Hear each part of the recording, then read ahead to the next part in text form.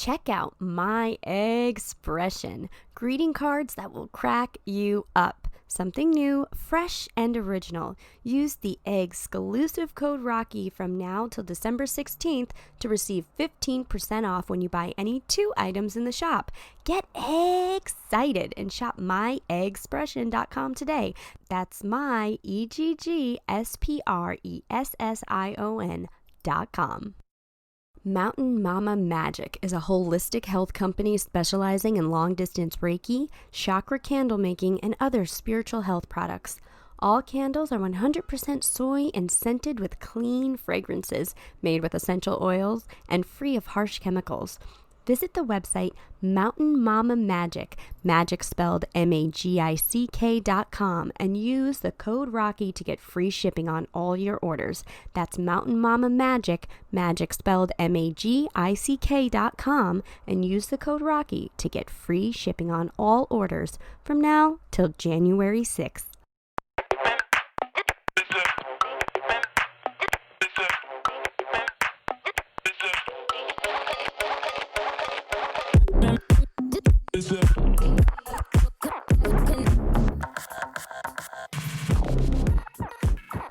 I've come to the conclusion that couples who have been under one roof during the entire pandemic and survived are really dipping their toes into some freaky shit.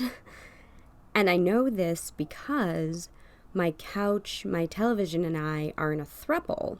And this week we tried something a little out of our vanilla routine. We watched Larry the Cable Guy's comedy special. You know how Netflix will just show you the trailer to something if you happen to scroll over it, even if you don't ask for the trailer? Well, that's what happened with me and Larry, and I gotta say, I got tickled. I was laughing at this trailer. If you asked me at the beginning of 2020 if I was going to be endorsing watching Larry the Cable Guy, I would have said no, I won't be doing that. That won't be happening. But it turns out I will be, and I am. I put this comedy special on, and I laughed so hard. What I'm trying to say is, if I can dip my toes into watching Larry the Cable Guy's comedy special, you couples out there can get down on all fours and let your partner throw some pennies at you while you wear a choker that's too small from Claire's and listen to some Sade in the background. It's the pandemic, y'all. We're going to be up in this bitch for a minute. You got to expand your horizons. And that little free plug for Larry the Cable Guy is going to lead us right into the Rocky Rundown. This week, I decided that I'm going to take a pause on dating. The number one reason I'm taking a pause on dating is because we're in a pandemic. And the number 2 reason I'm taking a pause is because we are in a pandemic. I don't want to meet strangers right now, especially strangers that want to meet other strangers and get some strange. No thanks. For those who don't know how the dating app Hinge goes, allow me to explain, and I'm mainly speaking to those of you who are on all fours or plan on being on all fours later. Your profile is in a swipe rotation. So what I did is I muted my profile, so I can't get any new matches, but I can still talk to the old ones and they can talk to me and reach out. I did this because I don't want to waste any hot, sexy guys with job matches on a "Hey, how you surviving the pandemic?" and then never talk to them again. I want those matches for after, in a few months. So, the last guy I went on a date with, I kind of didn't feel the spark. To me, you either smell like husband or you don't. It's plain and simple. It's biology. I don't make the rules. That being said, he was really nice. He was very handsome. I just kind of let him know when he reached out, it's gonna be a no for me, dog. Maybe we can chat again in 2021 when things calm down. Who knows? Who knows what the future holds? I thought we left on good text messaging terms, okay? Which is crucial to the story that we had been text messaging. So a couple days later, I told you you can talk to your old matches on Hinge. I get a message from him. And he said, "Hey Raquel, what up?" First of all, Raquel is my government name, and last I checked, we weren't in City Hall, brother, slow yo row. Secondly, I felt really smothered by him, like he was kind of keeping tabs. Oh, I can still see you on Hinge. I thought you weren't dating anymore is the vibe I was getting. And I felt like he put a cement wedding ring on my finger. I wasn't with it. I'm not with it. You have my number. That's how we had been communicating. If you wanted to reach out, don't reach out on Hinge, with a little nod showing me that you see me still on Hinge. That to me is too much. Then he started telling me about these errands he had to run. I don't care about your errands, brother. I don't care about your errands. I hope his errands worked out. I hope he had a good day, and I honestly wish him well. But that was not the vibe for me. That being said, fellas, just because I'm on pause does not mean my DMs are. Get her done. My guest today is Langston Belton. He's a really good friend of mine. He's an actor, improviser, host over at Marvel. I've shared the stage with him quite literally hundreds of times, and we made some incredible memories off stage, some of which we'll talk about today. I asked Langston before the episode to give me a word to describe the wild story he was going to tell us, and he said Odyssey, which, much to my surprise, has absolutely nothing to do with an ocean. So I learned something too. If you haven't done so already, please like, subscribe, follow, share the podcast, and enjoy my conversation with Langston. Langston, thank you so much for coming on the podcast. Thank you for having me, Rocky. Very happy to be here. Very happy to see you. I'm very happy to see you as well. So we haven't seen each other since March in person. We've seen each other a couple times on some Zoom hangs. True story. And so what have you been up to since March? Well, luckily I've still been able to work and still be able to, shoot some stuff for work, and also been able to still do improv. And that's, it's been interesting just with the transition to doing improv over Zoom. Yeah. So that's been interesting, doing long and short form, but also did a show. It's now streaming Friday through Sunday with the cast of show I was in, Puffs. Yeah. Called Guy Choiceman, which is a choose your own adventure streaming Zoom show. I guess that's the biggest thing that's come out of all of this.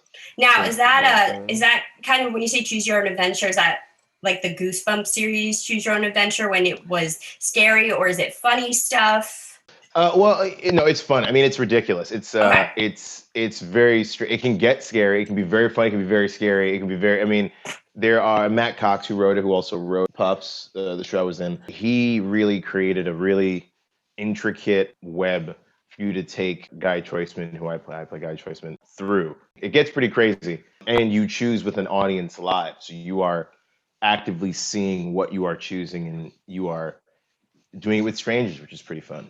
And that's every week? It's Friday through Sunday. If you go to mattcoxland.com, MattCoxland.com, they have tickets and showtimes, and it streams on YouTube. It's a lot of fun. No wonder he keeps casting you and stuff, Langston. You just give him a free plug 1 minute into a podcast. We have to. We're all conditioned. We're all conditioned through Puffs to know the entire blurb to say. Yeah. So that people understand. They don't have any questions. Well, where can I see it? It's well, I told you. I can tell you again, but it's very much there. If you go and listen to Rocky's podcast, there you go. So, do you remember the first time that we were introduced to each other?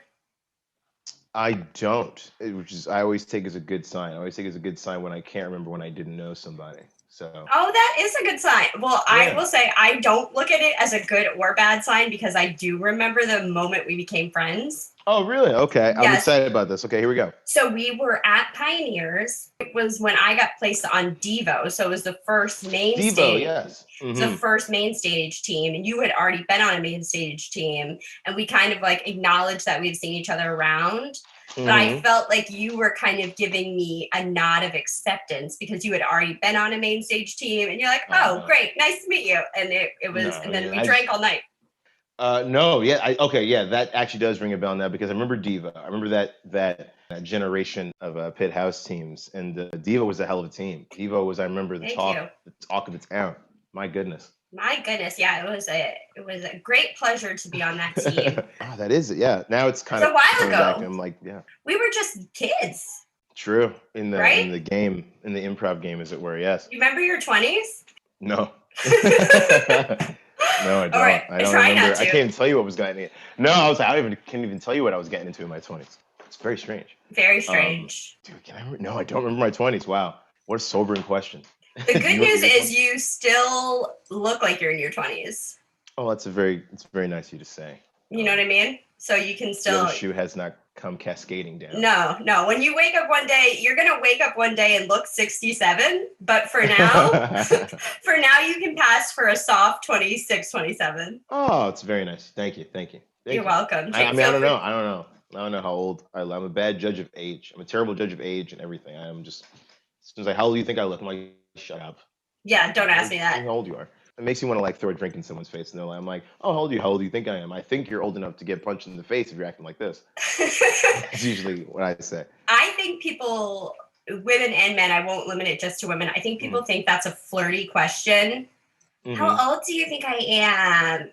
But it's never going to end right, because if someone thinks that you're younger than you are and they're flirting with you, they might be a little bit of a pervert. And if somebody thinks exactly right, if they think you're older than you are and they're wrong, then they're an asshole. So you can't. And it's like, well, don't ask me that then. Don't ask me how old I think you are. Yeah, that's going to be my opinion. And guess what? I'm not wrong. I think you look this. Yeah. And then you aren't wrong. When people ask me now, not that anyone's asked me in a little bit, but now when people ask me, I just lie. I'm like, oh, I'm 27. And they go, I believe that.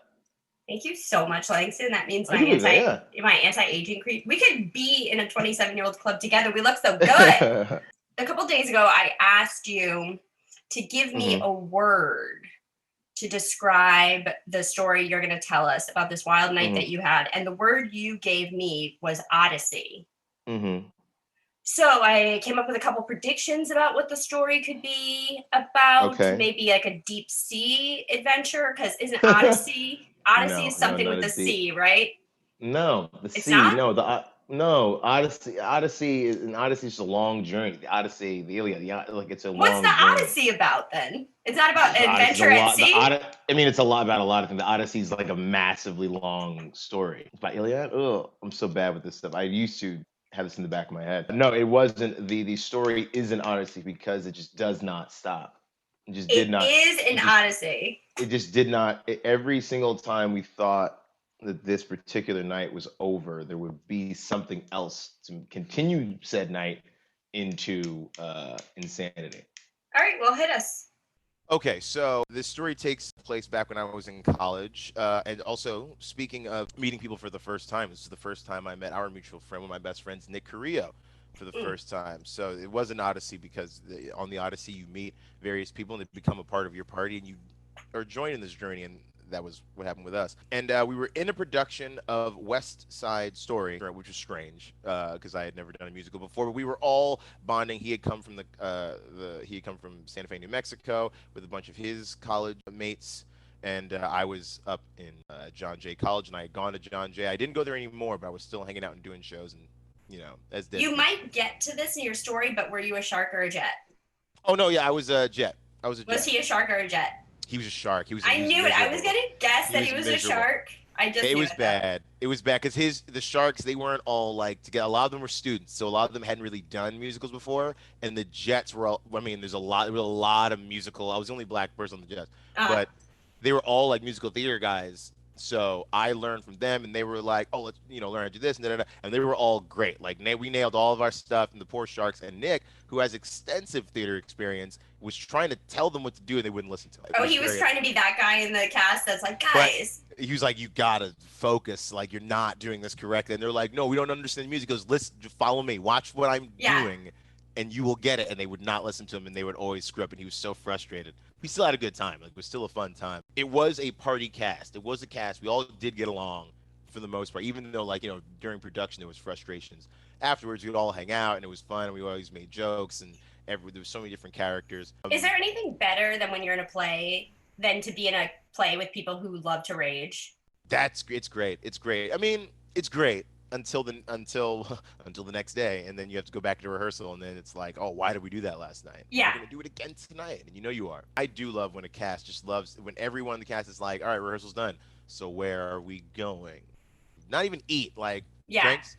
Yeah. So we were that kind of cast. It was that kind of cast. Like if somebody was like, anybody want to go out, there would always be like 5 or 6 people that would be like, I'm down to go out. The fun ones. Yeah, oh for sure. And even some of the unfun ones would be like, oh yeah, I guess I'll have a drink, and it's like, yeah, why the hell not, right? Yeah. It was nice. The production, like rehearsal period, went through Halloween, so Halloween was coming up, and that was a big deal. It's big in New York, and it was a lot of people. Some of their first like big New York Halloweens of like going out and like dressing up and stuff like that. So they didn't know what they were in for. They didn't know. I mean, they knew because they were like, "Let's have a good time," because they'd been out. But they were like, "Oh, here's the reason why it changed." Because if, as opposed to going to like, I don't know, Union Square or the Village where it is like a shit show and it's all over and everyone's all over the place.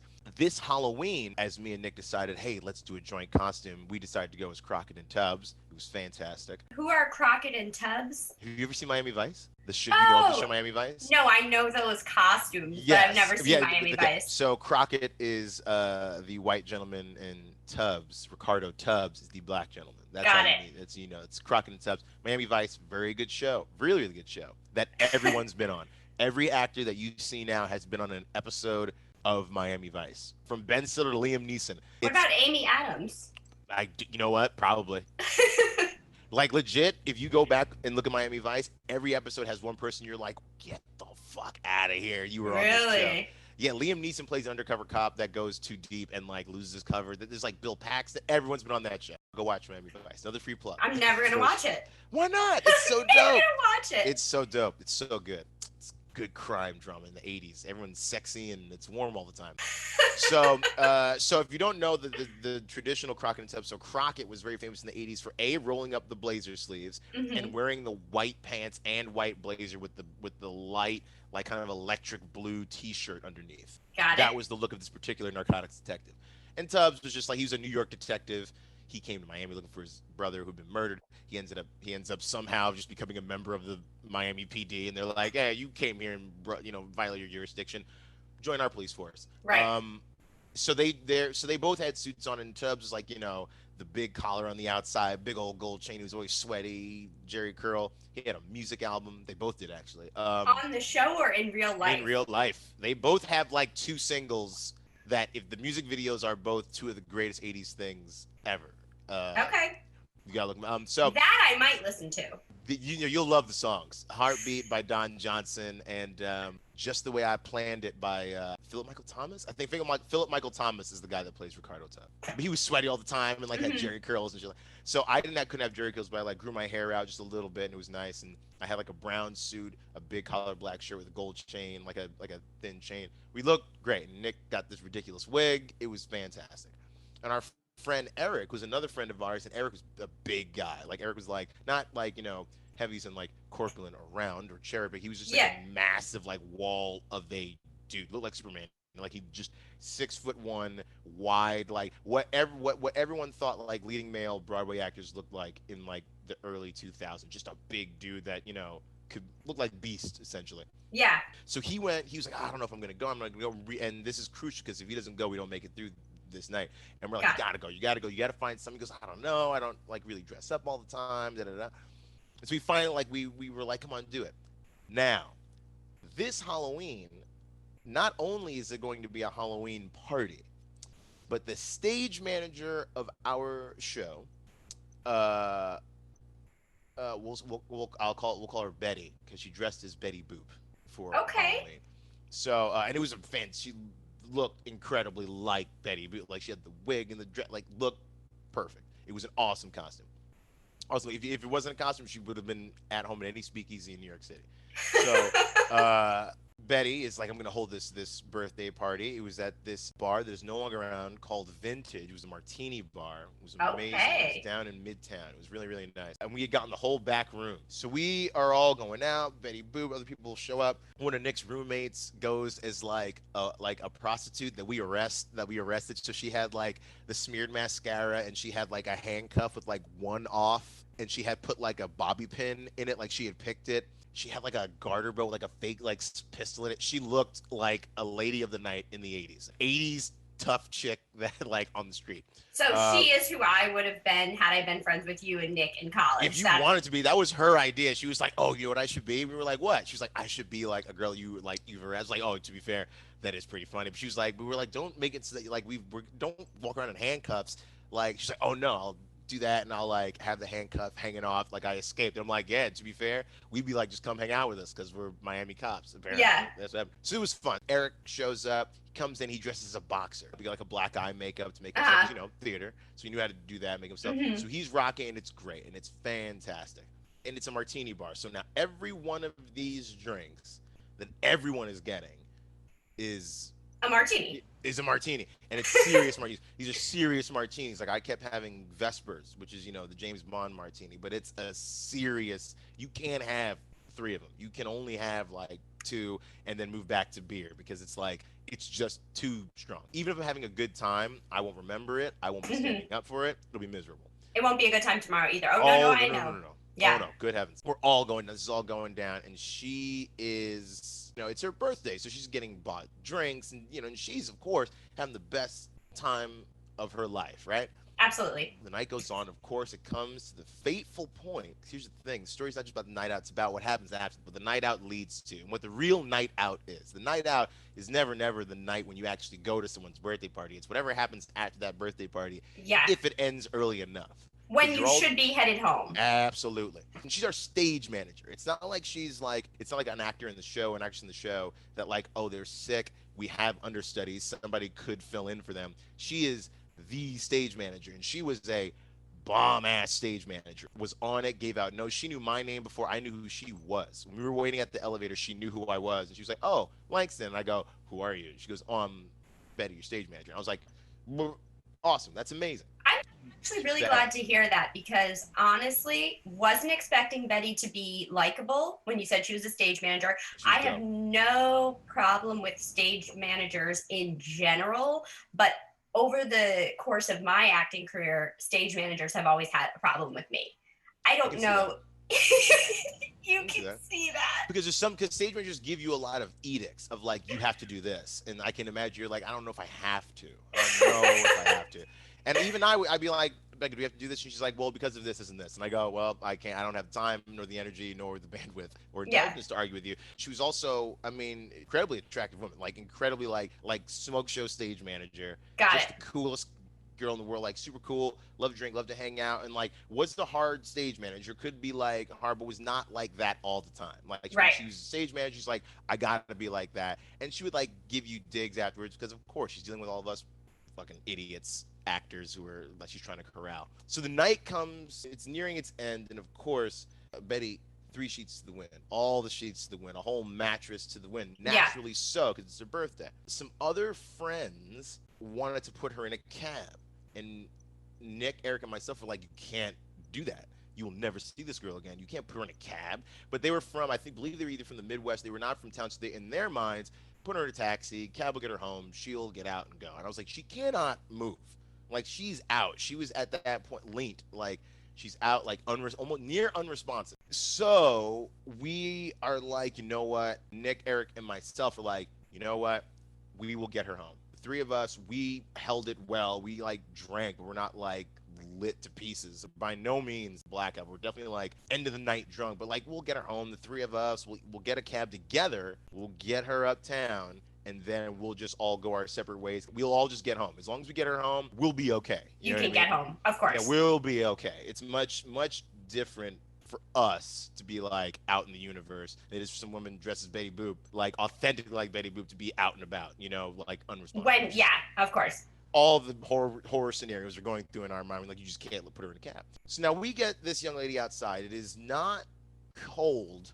It's Halloween, so it's October, so it's not cold. It's definitely not warm. So she's in like a coat, like a raincoat, not unlike like a 50s raincoat, and this halter top sequin dress and the wig and the makeup. So it's the 3 of us, and now Eric is about 6'2".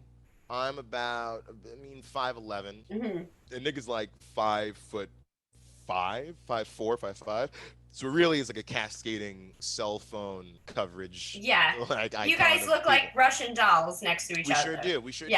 So we first try. Now listen, we are drunk, so there were some things that, like, there were some containment breaches in terms of like, we tried to get a cab. First, we tried to get a yellow cab. We go plan A, let's get a cab. Won't stop. They won't stop. Technically, they have to take you, but of course, these assholes wouldn't. Nick then kicked one of the cabs, like, as it ran away, because we were all very pissed off. Because, like, clearly, it's like, hey, we would go like, hey, listen, we're just trying to get our friend home. She's been drinking a bunch, and they would look and see her, like, out of it. And this was long enough ago where you couldn't just call an Uber. Exactly. Yes, it was. Some people don't realize that wasn't a thing. Yep, we couldn't call an Uber. I mean, the most we could do is like call a cab company, but that would have been an insane amount of money to call a car to get her home. So she's not like unresponsive. So she's like, kind of like, and so we're like, where do you live? And it turns out she lived off of the same train line that was not too far from me. I believe it was like the 1. I believe it was uptown, but it was a way that I was like, oh, wait a minute, we can get her home via train very easily. Very, very, very easily, because it was like a 2 connection thing. Got it. The problem is, where this bar was, we had to walk through Times Square. That was the problem. That was the huge major problem. Absolutely. Where we were, the train station was it was, when you go to Times Square and you realize you're on the opposite end for the train, like there's the NR side and there's like the Red Line side. Yes. If you're not from New York, you would know that. So we were on the N train side, the NRW back in the day when we realized we had to make this trek through Times Square. Also, it is near midnight, if not after 1 o'clock in the morning. We didn't do the last call, but definitely like later. So it's looking at 1 o'clock. I want to say it's late enough that all the people out in New York that you don't need to deal with on Halloween or like around Halloween. So we go, all right, here's what we're going to do. Give me her bag full of gifts, because she has this little small bag full of like some of the stuff that people have got her. I go, you guys just drape her over your shoulders, like just hold her up, and we're just going to walk and do not stop. Don't stop for anyone. Don't stop for anything. Let's just get through this awful stretch of the city and get on the train. I'm sure that looked great. It looked worse because instead of it being me and Eric to hold her, who are like of comparable height, it was Eric and Nick. So Eric is like under one arm and Nick is like under the arm. She's like draped over like 2 people that are insanely uneven, and I'm holding the bag because I'm just the most resolute, clearest, clarity, like we got to go that way. And I also know how to get her there. Like I know, I'm like, I know what train to take. We walked. Just say you didn't want to hold the girl, Langston. Just tell her. Listen. I did. I wish if I could have. You're like, I really got to. I got to take care of this little bag. I'm in charge of this little bag. These are gifts. Like, this is. We can get her home, but the shitty thing is if we like lose this, like I know we can get her home. All else fails, you'd call an ambulance and they'll take care of it. Like I can just picture you looking at Nick and being like, "Yo, Nick, you got this." And being so pissed. I can't remember how we delegated. They were down for, I think, because again, now we're all the same level of dude drunk where we're on a mission and we're just doggedly, guys are like, all right, dude, all right, you do this, I'll do this, and we're going to do it. And that's how all 3 of us were. This discussion of what to do must have taken 10 minutes when it's just simply, let's go to the train. Yeah. They hoist this one behind me. Like I'm walking and like on the way to the train, we almost get into like 3 fights. Of course. Because people are like saying shit to us because they see us trying to get her onto the train. And again, it's 3 dudes and this 1 woman. So we're like, no. We're like, I'm like, shut the fuck up. You don't know. Shut the fuck up. Shut the fuck up. Because we know, we're trying to get this woman home so she can like run our show and like have a good birthday night. And the 3 of you are good people too. You knew that, we can't just. Yeah, we're not going to leave her to the wolves. Yeah. And her friends were like, just put her in a cab. I'm like, why don't you go to her house? You know her. Like, it was bonkers. So we finally get to the train. We get down there. And when I tell you the train arrived immediately, the train was pulling up and I was like, this is the train we need. It's going express. It wasn't doing the local thing. We had just gotten down there. So it might have been the last express train heading uptown. So we go up and it's packed. It's packed, because people have been out because it's Halloween season. Yeah. So Halloween parties start once October 5th hits. Absolutely. So we get around the train and we're like, man, I can't believe we did that. We're home stretch. So I'm standing up Sitting down is Eric. On his left is Betty. He's holding her. You know, she's kind of coming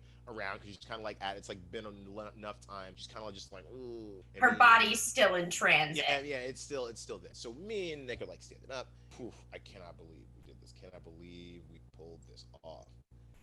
And then she like puts her head up, and we're like, oh, she lives, and we're like happy. She's like, oh god, like, you know, when you finally like come out of like the deepest of the valley, and your brain is starting to kind of like, everyone in your brain is kind of like coming back over their desks and like, what damage report, what happened? She looks at me, she looks at Nick, and she looks at Eric, and she kind of just looks out, and she goes, I don't feel good. And then, so we know, and now when I tell you it is a packed train, it is shoulder to shoulder to shoulder. I go, in my brain, I go, she can't. Like, there's nowhere for her to do it except on us, her, or everyone else. And so we don't know what to do. We don't know what to do. And then Eric, he's like, give me the bag.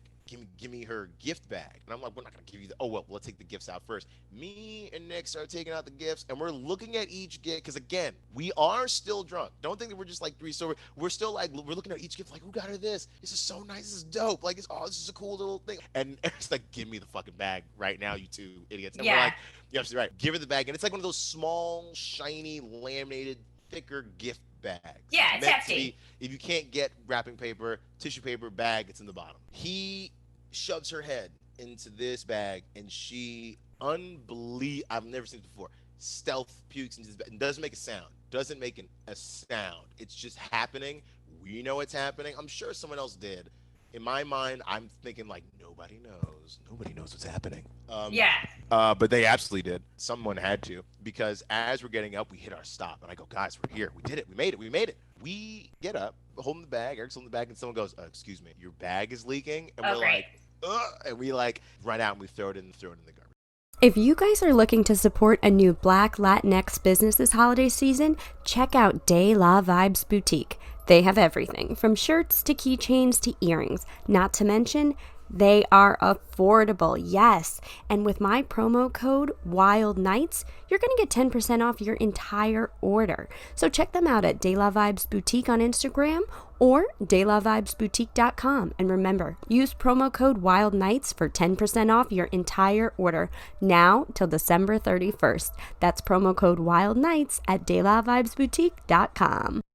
We get her above ground, and by now she's kind of like not but she's definitely like we get outside, and she lives in a part of New York that, like, if like people from the Midwest imagine it, it's like helicopters and spotlights and just violence happening all the time. Like, it looked like one of those places. Like, human-sized rats. Well, we said, Betty, you can't. I said to Betty, you can't live here. Like, you are a very white woman, and this place is just, I mean, it's just so dangerous. It's rough. And I live in the Bronx, and I'm from the Bronx, and I'm like, I'm from the Bronx, and I'm afraid. Granted, I'm from the Northeast Bronx. I'm from the nicer part of the Bronx. I'm like, I know how bad it can get. I know how bad this place can get, New York, in certain areas. On those stops that you don't always get off at, that you don't know who that's named after. That's usually the most dangerous spot. So we get off the train. We find her apartment. Get her there. We get her inside. Eric, the huntsman, just hoists her up. He like gets her in his arms, and he lays her on her bed. He's like, and now you rest. Like, leaves there, and then he's trying to like she's still in like her clothes. So we're gonna you do what you gotta do. But then she's kind of like out. He's like, oh, but this wig is still on, and like he tries to pull the wig off, but it's bobby pinned. Of course. So he just starts pulling like her head off her body, and we're like, no, stop. Yeah. Now you put a pin in that, right? Put a bobby pin in it. Put a bobby pin in that, exactly. Speaking of bobby pins, back at the bar, Nick's other two roommates, who also came, we now have no idea where they are. Like, we just all kind of go like, hey, wait a minute. There were other people that like we were like not responsible for, but like, hey, what's going on? And they came with us. They came with us, and they're not here at all because we took care of this. And it wasn't until we got there that we went like, what? So Nick goes and calls. Eric goes to the bathroom. I go out to the living room to just sit down and like do nothing. I like get a glass and I like have some water. It's like that. She comes zombie Jack Sparrowing out of her room. Like, she's now up. And I look at her, and it's almost like if there was a dead person that you had just seen, like them walking in. It was jarring. because I didn't expect her to be up. Because like when like she was kind of up, and you know when you're at that state and you hit the pillow, it's like your body's like, great, shut it all down. We'll deal with how we feel tomorrow. Just make sure we're on our side. So we thought she was out, and when she came out of there, I genuinely was frightened that it was like her roommate, and now her roommate is like, who are these dudes in my home? Who's black dudes sitting on my couch dressed as Ricardo Tubbs? Because mind you, we were just Tubbs cracking. Mind you, Nick did all that in a white suit and a blue shirt with a wig. I'm in an open collar black t-shirt with a chain, and our 6'2" dude has tape on his hands, like boxing tape, and a black guy sweatsuit. Like we look like it doesn't look, and she's in like 50s style dress, like all like the swinging like sequins, like hair done, like it looked like her hair, like it. So when she came out, I was like, oh god, thank God it's just her. She sits down and she drunkenly tries to tell me something about the show. She's like trying to like open the laptop and be like, I have to show you something about the show. And then eventually Eric comes out and like picks her up and is like, go to bed, and like just drops her like on her bed. He goes, go to sleep. And then we leave. We're like, all right, let's get out of here, because Nick had found his room. He goes, I know where they are. Let's go get them. It was like a video game. We like checked off that objective, and we're like, now go find the other ones. And it's like, fair enough. We're about to leave. Her door doesn't lock. You have to lock it from the inside. So I don't know what murder complex she was living in. I'm like, hey, if you don't lock your door, somebody could just legit, if she didn't lock the door behind us, we could have walked right back in and out. Doesn't have that auto lock that a lot of those doors have. So we go we go back with this poor girl, like she's asleep now, and we kind of, all three of us, because we're all drunk, so we're all doing that thing of like all three of us coming and go like, hey Becca, hey, and she's like, and we're like, yeah, it's us again. You have to lock the door behind us. Can you do that? Can you lock the door? It was like asking a 4-year-old to make sure no guards are coming. Like when you're robbing a bank, it's like, you stand right here. Yeah. And if something happens, make sure you stand here and let us know. 2 minutes in, kid's gone. We were like, hey, Betty, you gotta lock the door behind us. She goes, I'm like, no, that's not enough. You have to get up now. Come with us, that we know that you're there. Lock the door. She says, yeah, okay. Gets up. Feels her way to the door. We go outside. We hear the door lock, and then we hear just like a loud like thwump. And we're like, now the door is locked. Now we're like, and then we kind of hear some more motion. So we're like, did she like bump into something? Did she fall? Because we'd have heard like a fall, but like it was just like a boom. Like the three of us are standing in front of this door. Like we look at each other like, what just happened? Nick slowly reaches his hand to the bell, and I slap his hand away, and I go like, no. I go, listen, you know what? I think she's okay. I think that wasn't loud. Yeah. I think she's okay. If she fell, she's in her own home. We can't do anything now because she locked the door. We got her in, and she locked the door, and then she fell. Like, I don't think she fell, but it's not like she just like bumped up against the door and then like kept it moving. We were turning around to go away, and we hear this sound, and we're like, oh no, do we have to now break in and save her life? We leave. We're now like, man, home stretch. We get to go home, and then we get on the train, go back down, and it turns out that Nick's other two roommates was at this house in Manhattan. I don't know if it still exists, but it was a place where if college students were coming into town for a production, they could stay at this place. It was almost like a dorm, like that. Bought. It was awesome. It was a really nice place, and they had like bunk beds, and they had been there. So we went in. We're expecting the worst. We're expecting like, oh god, here comes another one, and they were just in there, just sound asleep. They're fine.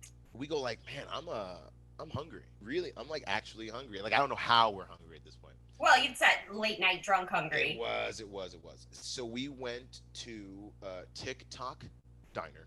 Of course. I got an order of chicken wings, of which I ate one, none of the rest of them.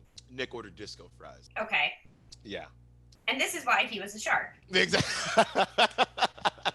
This is exactly why I was just trying, because he ordered disco fries. And then we went back, and we actually slept at that place. We went back, woke up the next day. People were moving in. People were like coming in. Families were bringing young like students into the dorms you were sleeping in. Into like the room, not into the dorms, but into the building. Like it was multiple floors. Oh, so essentially, gotcha. It's a lot of parents and young Disney original movie lead actresses. Like it's a lot of that. It's a lot of that type. All like very, very like they're very young, but they're very, very tall. Gotcha.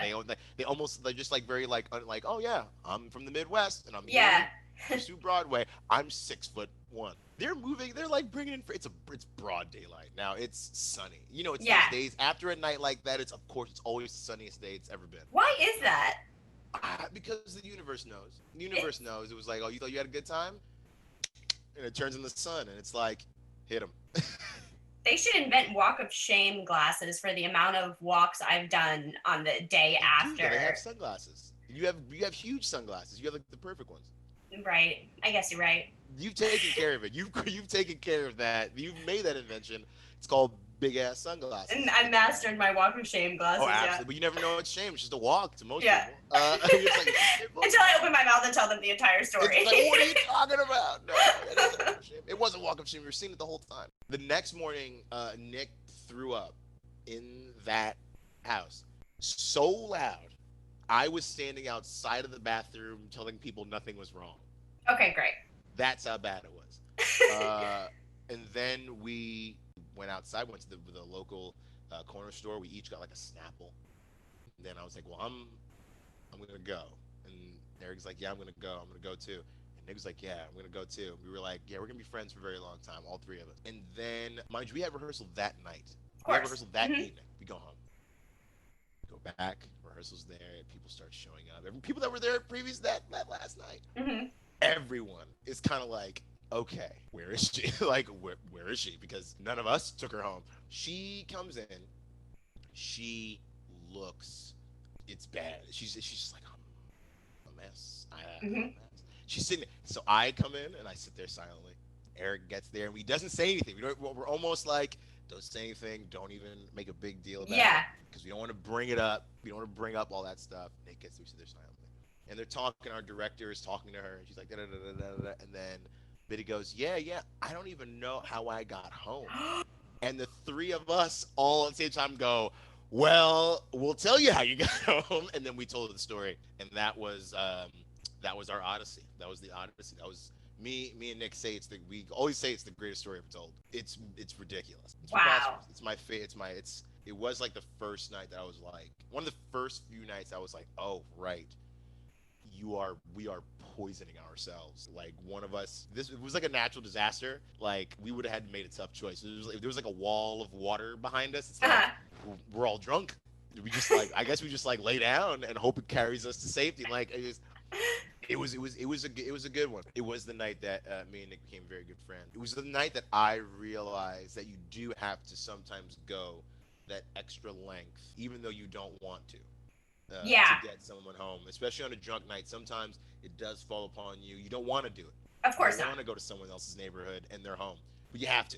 Yeah. And if you have to, do it with two other drunk people in costume. That always helps. It's funny you say that because you know, as a fellow drunk person, when you're dealing with somebody who's just out of it, and you have to be the one to take care of them. I remember once I have a not quite as similar of a story, but I'll call my friend E. I used to work at Guy Fieri's restaurant in Times Square. So I used to work at his restaurant and all the servers there were really close to each other. You know, again, that's sort of, anybody want to go out for a drink? Let's go out for a drink, whatever. So people became really good friends. And there was even a bigger underbelly of people who would go out drinking all 5 nights a week. And you know, when you do that kind of like community drinking with people, you do get close to them. There was one night where my shift was about to end and one of my girlfriends, we were both about to get off and we were going to meet another friend at New York Beer Company in Times Square, or right off Times Square by Port Authority, because that was kind of our watering hole. And a friend that used to work there, we'll call him E, he came in to the restaurant super drunk. And he had left on really bad terms. He had been there a while, but then he kind of left on bad terms. So we told him, E, we're going to meet you. Just go get yourself to the New York Beer Company and we'll meet you there. Get yourself to the beer company. Yeah. Our mutual friend, Sal, hey, I worked with him there. He was getting ready to go on, I don't know where he was going or if he was going on the train or whatever, but he is over by Port Authority and he wasn't really good friends with E. They kind of like they crossed over each other working there. But he goes in, he's like, hey, Rock. He calls me, he's like, hey, Rock, your friend is passed out on the stairs on the blue line. It was like the I can hear AC. Sal Yeah. saying that. I can hear Sal because he's saying what he's seeing, and he takes his time to make sure he's saying exactly what he's seeing. Yeah. And he's also saying like the thing that I'm saying to you, as crazy as it sounds, it is what I'm seeing. And Yeah. I'm not. I can't lie to you.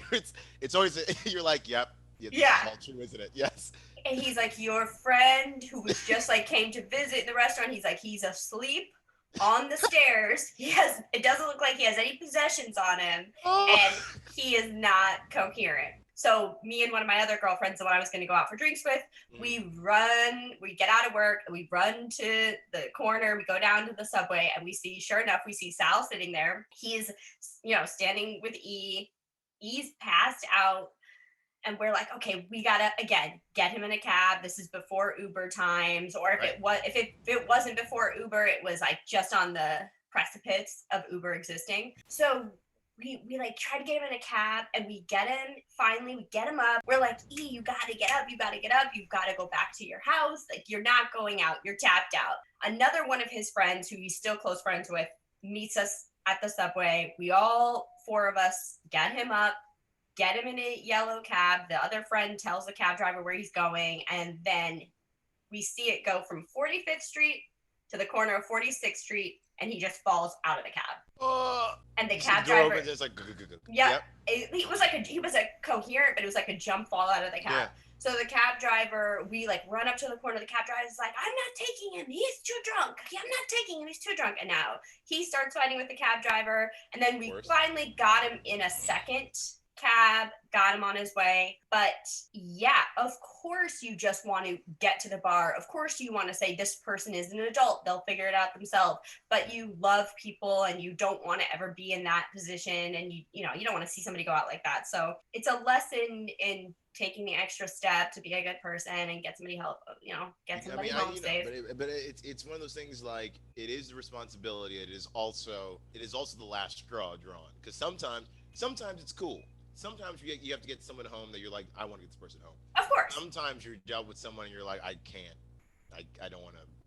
Don't saddle me with this. Yeah. Like, this is not my responsibility. There are too many other people that can deal with this better than I. And I have left some friends who were like belligerently drunk. That I'm like, this guy, I'm gonna get out of here. I'm gonna go, because I can't communicate with this blob person. Yeah. That like won't let me help. What's the thing you miss most about the pandemic in terms of partying? What parts of partying do you miss the most? Excuse me. I always talk about the moment you look around and you realize you're in the shit show. When you're out long enough, and like you take a moment and just look around the room and go, everyone here, drunk, high, any number of other things in their system. Everybody here is trying to bang everybody else. Absolutely. We're all like, it's midnight. We're not done yet. There's 4 more hours past midnight for you to get into shit. So we're here. It's like 12:30. None of us are putting our coats on. Like, that moment when you look around, you realize, like, oh no, we're in it. Like, This is not going to be anywhere near over. This might be one of those 2 o'clock gimmicks tonight. I do miss that. I miss that moment of realizing, A, you're in it, and then deciding to stay in it and be like, wait, I have nothing to do tomorrow. I can wake up and feel however I need to feel. Or whatever I have to do tomorrow is at like 5 p.m. If we had a show, it would be like, at 8 or 8:30. Like, you're like, you know what? Yeah, let's stay in it for a little bit. What about you? What do you miss? Well, I was going to ask you, in terms of restrictions, do you think that there's going to be a change in restrictions in New York bars? In terms of, now at the beginning of the pandemic, people are able to, and even now, I mean, people aren't going out to eat as much or going out for drinks as much because of the weather. Not because of the pandemic, because of the weather, they're not going out. Unbelievable. But it is unbelievable. But over the summer, you're able to like take a drink from one bar to the next, and nobody's really paying attention to that. Do you think that's going to change? No, they do pay attention to it. They absolutely do. Before the pandemic, they paid attention to it. Yes, because you try to take a drink out of a bar, full drink out of a bar, and almost you almost squared up with the owner who was outside. To be fair, I honestly think he was just the manager. But feel free. He wasn't the owner. Here's the thing. So it was before actually one of our improv shows. Absolutely, yeah. I think it was March 2018. What are you talking about? March 2019. March 2019. Why? Because why is that? Because I'm great with dates. It was March. Really? Yeah, it was March of 2019. Oh, I thought you. Okay. March 20. I can't tell you what month it was. It's insane that you remember. Even I just remembered it was in New York. That's the best I can do. It was Wednesday in New York. It was Wednesday in New York. It's the best I can do. I couldn't tell you. I could have been. I don't even know if it could have been next year. I could be making it up. No, but we were hanging out, and because you and I and some other people, we wear. It's me, you, and Medi. Yes, yeah, it was us and MB. Yeah, we wear it well. Like you wouldn't know. I wouldn't know until I start encountering the logical barricades that, like, oh, this person's like inebriated and they're making silly ass decisions based on whatever warped sense of I want to do this. And this is why I was saying, like, oh, I can see why stage managers, y'all butted heads because you took a drink outside. Well, first off, Rocky takes a drink outside. First you have to put the drink in your bag. Am I wrong? No, yeah, I think I either put it under my coat or in my bag because I knew I wasn't allowed. Both equally unstable. Both with a high risk of ruining your person and valuables. Done it before. We're not thinking. You're never thinking about that. I mean, you don't regret that until it happens, right? So until it happens, the streak continues. You take this thing out, and this guy's standing there.